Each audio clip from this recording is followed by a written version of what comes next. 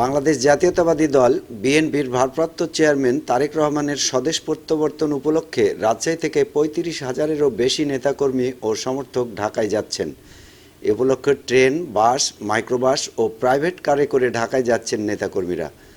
রাজশাহী বিএনপির দলীয় সূত্রে জানা গেছে, রাজশাহী মহানগর ও জেলা থেকে ৩৫ থেকে ৩৭,০০০ নেতাকর্মীরা ঢাকায় যাবেন।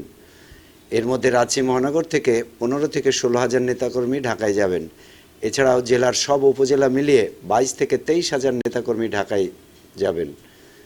রাজশাহী জেলার বিভিন্ন উপজেলা থেকে বাসগুলো আজ রাতে ঢাকার উদ্দেশ্যে ছেড়ে যাবে।